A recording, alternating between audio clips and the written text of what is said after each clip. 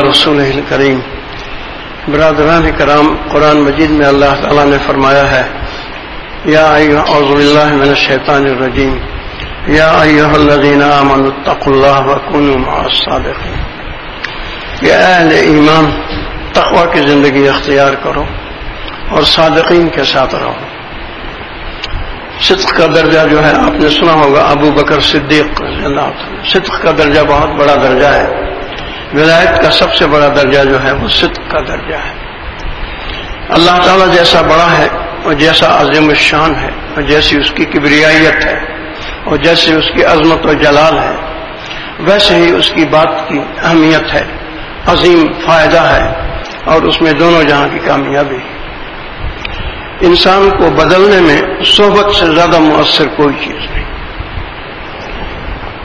یہی وجہ ہے کہ رسول اکرم صلی اللہ علیہ وسلم نے فرمایا من سکن البادیہ فقد جفا، جو کسی گاؤں میں سکونت اختیار کرتا ہے وہ اپنے اوپر ظلم کرتا ہے۔ گاؤں میں رہنے سے ہر وقت چاروں طرف سے غیبتیں سنتے رہتے ہیں، جہالت وہاں بہت ہوتی ہے، عورتیں بے پردہ پھرتی رہتی ہیں، وہاں اکا دکا پردہ بھی بمشکل ملے گا کسی جگہ، گھروں میں عام آنا جانا ہے۔ تو گاؤں کی جو زندگی ہے اس کو رسول اکرم صلی اللہ علیہ وسلم نے فرمایا اصل میں کیا ہے، وہاں صحبت کی اچھی صحبت نہیں ہے، وہاں گناہوں کی صحبت ہے، اللہ سے بے خوفی کی صحبت ہے، عذاب قبر کی کوئی یاد نہیں، جہنم کی کوئی یاد نہیں۔ عورتیں جاتی ہیں پانی بھر کے لے آتی ہیں، جوان لڑکیاں جاتی ہیں پانی بھر کے لے آتی ہیں۔ تو صحبت سے زیادہ فائدہ بخش چیز کوئی نہیں ہے انسان کو بدلنے میں، اور اس کے لیے بڑا اہتمام کرنا چاہیے۔ ایک صحابی، جب صحابہ کا نام تقریباً سب ختم ہو گئے، اکا دکا کہیں رہ گئے، اس سے اندازہ کیجئے کہ بلال رضی اللہ تعالی عنہ جو رسول صلی اللہ علیہ وسلم کے خاص مؤذن تھے، اور آپ بعض اوقات فرماتے ارحنی یا بلال، مجھے راحت پہنچائے بلال، یعنی اذان دو میں حاضر ہوں اللہ کے حضور میں۔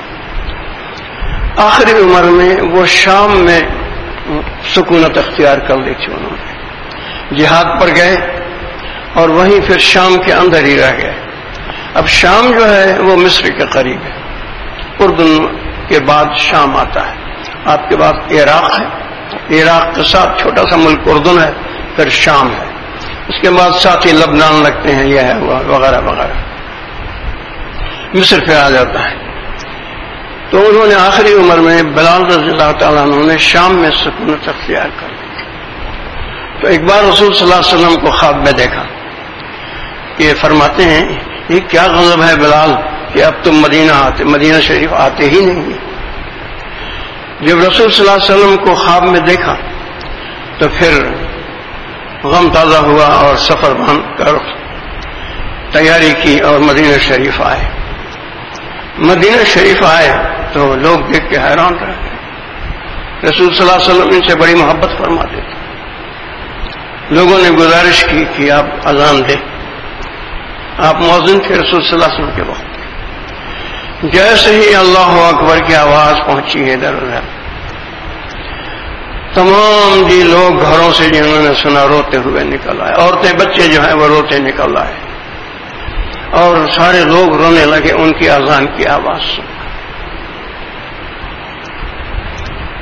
تو میں آپ کو عرض کر رہا تھا کہ صحبت کیا، اب بلال رضی اللہ عنہ شام میں سکونت پذیر ہو گئے تھے، اسی طرح بعض اکا دکا صحابی کہیں عراق میں تھے۔ تو جو لوگ رہ گئے تھے صحابہ کے بعد مدینہ شریف میں، تو ان میں سے ایک صاحب خاص طور پر عراق گئے، ایک صحابی تھے مشہور، ان سے وہاں پر تھے، ان سے ملنے کے لیے، کیونکہ عراق آپ نے بھیجا تھا ایک قاری صحابی کو وہاں لوگوں کو قرآن مجید سکھانے کے لیے، اور ان کے گرد بہت مجمع رہتا تھا عراق کے اندر۔ اور یہ ہم لوگ جو پڑھتے ہیں قرآن مجید، جو قرات ہے عاصم بن نجود کی، جو قرات کے 7 اماموں میں سے ایک امام ہیں، یہ عراق کے اندر تھے، عاصم بن نجود، اور ان کے جو بیٹے تھے سوتیلے حفص، ان کے 2 شاگرد تھے، تو ان میں سے حفص کی روایت ہم پڑھتے ہیں. اس میں امام عاصم بن نجود کے رحمۃ اللہ علیہ کے نزدیک جو امام حفص کے سوتیلے باپ بھی تھے، یعنی امام حفص کی ماں سے شادی کر لی تھی عاصم بن نجود رحمۃ اللہ علیہ نے بعد اپنی بیوی کے وفات کے. تو امام عاصم بن نجود جو کہ استاد تھے امام حفص کے، جن کا ہم یہ روایت قرآن مجید پڑھتے ہیں، اس کا دوسرا نام ہے روایت حفص ہم جو پڑھتے ہیں. اس میں اختلاف کیا ہے انہوں نے اپنے والد سے، اپنے استاد سے. امام عاصم بن نجود رحمۃ اللہ علیہ کے نزدیک بسم اللہ الرحمن الرحیم قرآن شریف کی ایک آیت ہے. تو اس طرح سے 114 سورتوں میں 113 سورتوں کے ابتدا میں بسم اللہ ہے. تو 113 سورتیں ایک آیتیں زیادہ ہو جاتی ہیں قرآن مجید. اور امام حفص کے نزدیک یہ صرف ایک برکت کا کلمہ ہے، آیت شریفہ نہیں. تو ان کے اعتبار سے 113 آیتیں کم ہو جاتی ہیں قرآن مجید. یعنی ایسی ایسی حیرت کی باتیں ہیں کہ امام حمزہ جو چھٹے قاری ہیں، ان کے نزدیک سارا قرآن مجید بس ایک آیت، صرف ایک آیت ہے سارا قرآن مجید امام حفص کے، امام حمزہ رحمۃ اللہ علیہ. تو وہ گئے خاص طور پر عراق، ان سے ملاقات کی. کہنے لگے کس لیے آئے ہو، کیا مقصد ہے؟ کہنے لگے آپ کی ملاقات کے لیے آئے ہو. کہنے لگے کوئی اور مقصد تو نہیں ہے؟ کہنے لگے نہیں، صرف بس آپ کی ملاقات کے لیے. تو دیکھیے جو ہمارے بڑے تھے جن سے ہمیں سبق لینا چاہیے، یہ لوگ اتنی دور سفر کرتے تھے کیونکہ صحابی کا فیض بے انتہا ہوگا، ان کے مرتبے کو کوئی نہیں پہنچ سکا. بعد صحبت کا فیض حاصل کرنے کے لیے کہاں مدینہ شریف اور کہاں عراق، اتنا سفر کیا انہوں نے. دوسری چیز جو بہت ضروری ہے، رسول صلی اللہ علیہ وسلم نے فرمایا کہ نعمتان مغبونان فیہما کثیر من الناس الصحت والفراغ. کہ دو نعمتیں ایسی ہیں جن میں کثیر لوگ خیانت کے مرتکب ہوتے ہیں، غبن کے مرتکب ہوتے ہیں. پہلی صحت اور دوسری فرصت. ہمارے اندر یہ عادت ہے ہی نہیں کہ صبح سے شام تک اپنے وقت پر ہم نظر رکھیں کہ یہ کیسے گزر رہا ہے. جب یہ بات پیدا ہوگی تب یہ غم پیدا ہوگا کہ جو لمحہ گزر رہا ہے وہ ذکر سے خالی نہ جائے. جو لمحہ سبحان اللہ سے خالی گزر گیا بہت بڑا نقصان. جو لمحہ سبحان اللہ کے ساتھ گزر گیا بہت بڑی کامیابی ہے. ابراہیم علیہ السلام نے ایک پیغام بھیجا رسول صلی اللہ علیہ وسلم کے ذریعے امت کو، معراج میں آپ جب تشریف لے گئے، کہ اپنی امت کے لوگوں سے کہہ دیجئے کہ جنت جو ہے وہ ایک ویران جگہ ہے، اس کے اندر وہ باغ لگائیں آپ کی امت کے لوگ. اب دیکھیے باغ کی کیفیت. ایک شخص جو ایک بار سبحان اللہ کہتا ہے اس کے لیے جنت میں ایک باغ پھلدار لگا دیا جاتا ہے جس کے نیچے عربی نسل کا گھوڑا اگر دوڑے تو 500 سال لگیں گے اس کو. 500 سال تک محیط ہے اس کا سایہ. اب جس نے 100 بار سبحان اللہ صبح کو پڑھا اس نے 100 درخت لگا دیے جنت. تو جنت کے جمعہ جس نے سورہ دخان کو پڑھا ہر جمعے کو، یہ 25ویں سپارے میں ہے، 2 برخ کی سورہ ہے، پڑھنے میں 4-5 منٹ لگتے ہیں. صبح کو جس نے سورہ دخان کو پڑھا جنت میں اس کو سرخ مروارید و جواہر کا ایک محل بنا کے دیا جاتا ہے. اور وہاں اس طرح سے ہر شخص جو جمعے کو پڑھتا ہے کتنے محلات اس کے لیے بنتے رہتے ہیں. نماز کے عمل سے محلات بنتے ہیں، قرآن مجید پڑھنے سے محلات بنتے ہیں، باغات بنتے ہیں. لیکن یہ ساری چیز ہے کہ انسان کثرت سے اس بات کو یاد رکھے جو رسول صلی اللہ علیہ وسلم نے نصیحت فرمائی. جب کسی صحابی نے پوچھا ملاکس الناس واحزم الناس یا رسول اللہ، سب سے زیادہ محتاط و دور اندیش کون سا شخص ہے؟ آپ نے کسی عمل کا ذکر نہیں کیا، صرف یہ فرمایا اکثرہم ذکر للموت و اکثرہم استعدادا للموت اولئک الاکیاس ذهبوا بشرافت الدنیا و کرامت الآخرہ او کما قال علیہ الصلوۃ والسلام. کہ جو کثرت سے اپنی موت کو یاد کرتے ہیں اور کثرت سے اس کے لیے تیاری کرتے ہیں یہ لوگ سب سے زیادہ دور اندیش و محتاط ہیں. جب دنیا سے جائیں گے تو ساری شرافت ان کے ساتھ ہوگی. جنت کے فرشتوں کے ساتھ خوشبودار کفن پہن کے جائیں گے، اور وہ جنت کے فرشتے 500 جنازے کے ساتھ چلتے ہیں قبر تک. اور کرامت آخرت کی کہ وہاں بھی جنت کے فرشتے آئیں گے ان کے استقبال کے لیے کہ اصحاب الجنت یومئذ خیر مستقر و احسن مقیلا. حشر کے دن جو اصحاب جنت ہے خیر مستقر کہتے ہیں جگہ کو، بڑی اچھی جگہ پر ہوں گے. اور اللہ جس کو خیر کہے پھر اس کی کیا بات، اس کے جمال کی کیا بات. احسن مقیلا، اور بڑی اچھی مسرت آمیز باتیں کر رہے ہوں گے آپس کے اندر. لیکن یہ موت کی یاد سے، نیک صحبت سے اور مجاہدے سے. فرمایا اللہ تعالیٰ نے والذین جاہدوا فینا لنہدینہم سبلنا، جو لوگ مجاہدہ کریں گے ان کے لیے ہم اپنے راستے کو آسان کریں گے. اب آپ کو میں 2 باتیں بتاتا ہوں، اس کے بعد میں چاہتا ہوں ختم کروں بات کو. ایک ہوتا ہے نور ولایت اور دوسرا ہوتا ہے نور نبوت. رسول صلی اللہ علیہ وسلم کو اللہ تعالیٰ نے نور نبوت عطا فرمایا تھا، تبھی وہ نبی بنے. ورنہ اگر اپنی کوشش اپنی عبادت سے لوگ بن سکتے تو بنی اسرائیل کے لوگ ان کی عمریں بہت ہوتی تھی، 500 سال عبادت کرتے تھے وہ غاروں میں جا. تو یہ نبوت ایک وہابی چیز ہے، اللہ تعالیٰ کی طرف سے ملتی ہے، یہ کسبی چیز نہیں ہے. کوئی عبادت کرے خود نبی نہیں بن سکتا.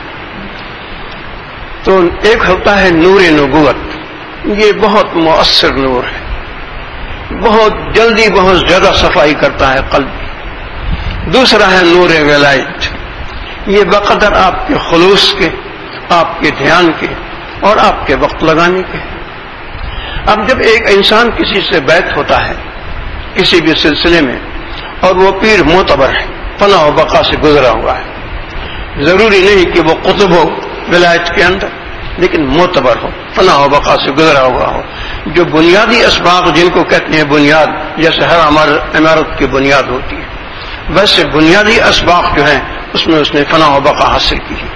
نقشبندی کے سلسلے میں یہ ہے کہ تمام 7 لطائف میں اس کے ذکر اللہ اللہ جاری ہو، یعنی سارا وجود بھی ذکر کرتا ہو، رواں رواں بھی اس کا ذکر کرتا ہو، قلب روح وغیرہ وغیرہ. تو کیا ہوتا ہے کہ جب کوئی بیعت ہوتا ہے، بیعت ہونے کے بعد مراقبے میں بیٹھتا ہے. اب ابلیس کو بھی پتا ہے کہ یہ مراقبے میں زیادہ بیٹھا، تو مراقبے میں بیٹھنے سے کیا ہوتا ہے کہ انسان تصور کرتا ہے کہ وہ نور جو رسول صلی اللہ علیہ وسلم کو اللہ تعالیٰ سے ملا تھا، نور نبوت، وہ سلسلے ابو بکر صدیق رضی اللہ عنہ سلسلے کے بزرگوں سے ہوتا ہوا، میرے پیر سے ہوتا ہوا میرے قلب میں آ رہا ہے. مانند ایک دھارے کی ہے، جیسے دریا سیلاب میں ہوتا ہے. اور انسان دھیان کے ساتھ بیٹھے، جتنی دیر تک اس کا دھیان رہتا ہے خیالات وغیرہ نہیں بھاگتے، اور اگر بھاگے تو پھر دھیان کو لگا لے. تو اس نور سے بہت زیادہ صفائی ہوتی ہے تھوڑی دیر میں بھی.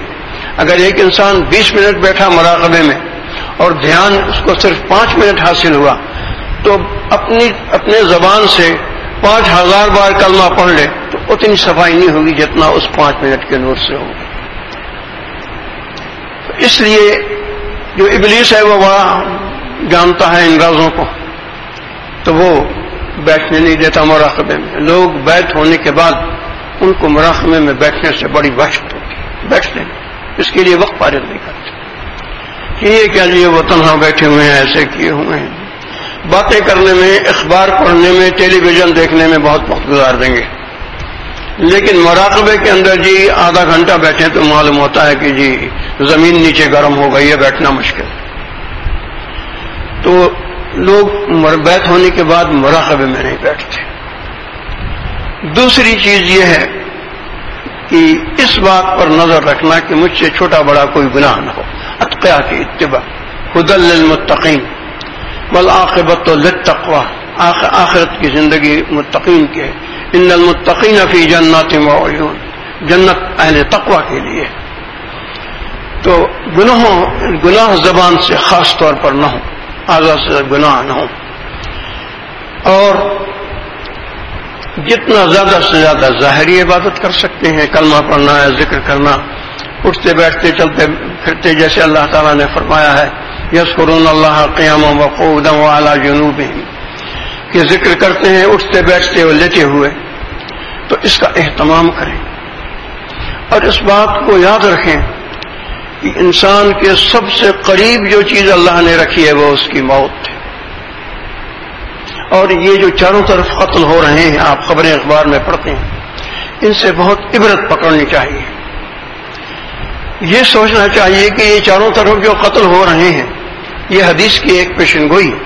فرمایا رسول اللہ صلی اللہ علیہ وسلم نے قیامت کے قریب قتل بہت ہوں گے اور فحاشی بہت ہوگی، یہ دو چیزیں بہت ہوں گی۔ تو اب انسان کو ہماری یہ جو بھائی اس طرح سے قتل ہو رہے ہیں، کہیں دھماکہ ہو گیا، کہیں کچھ ہو گیا، کہیں کچھ ہو گیا، لوگ مر گئے، ہمیں اس سے اپنی موت کو یاد کرنا چاہیے، کیونکہ انسان کے سب سے قریب اللہ تعالیٰ نے اس کی موت کو رکھا ہے، اور موت کی ہر وقت تیاری کی فکر میں رہنا چاہیے۔ زبان سے ذکر، گناہوں سے بچنا اور نیک لوگوں کی صحبت میں رہنا۔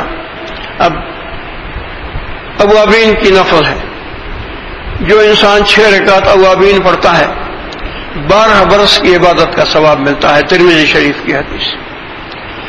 جو 1 مہینہ اوابین کی نماز پڑھے گا 360 سال کی عبادت کا ثواب، 3 مہینے میں 1000 سال کی عبادت کا ثواب۔ حالانکہ اوابین کی نماز پڑھنے میں 10 منٹ لگتے ہیں، مغرب کی فرض و سنت پڑھ کے 6 رکعت نفل پڑھنا، مختصر صورتیں ہیں، قل یا ایھا الکافرون، قل هو اللہ، یا تبت یدا، قل هو اللہ، قل رب بالفلق، قل رب بالناس، یہ 6 صورتیں لے لے انسان اور 6 رکعت پڑھ لے، 12 برس کی عبادت کا ثواب ہے۔ تو یہ حضرات اس دنیا کی زندگی میں اس بات کو سمجھنا چاہیے کہ یہ جسم بڑا نازک ہے، یہ عذاب قبر کو برداشت نہیں کر سکتا۔ یہ گرمیاں آپ دیکھ لیجئے، جو ہے رات کو نیند نہیں آتی، بجلی چلی جائے پنکھے نہیں چلتے، یہ گرمی برداشت نہیں ہوتی، قبر کا عذاب کیسے برداشت ہوگا اور جہنم کا عذاب کیسے برداشت ہوگا؟ اس لیے ہر انسان کوشش کرے، خاص طور پر جو شوہر ہے گھر کا، اللہ نے اس کو مخاطب کیا ہے اور کہا ہے قوا انفسکم واہلیکم نارا، بچا اپنے آپ کو اور اپنے گھر والوں کو، یعنی اپنی بیوی بچوں کو آگ سے۔ قیامت کے دن بیٹا دشمن ہوگا باپ کا اور بیوی دشمن ہوگی شوہر کی۔ سبحان اللہ وبحمدہ، سبحانک اللہم وبحمدک، اشہد ان لا الہ الا انت استغفرک۔ اللہم صلی علی سیدنا محمد وعلی آل سیدنا محمد وبارک وسلم۔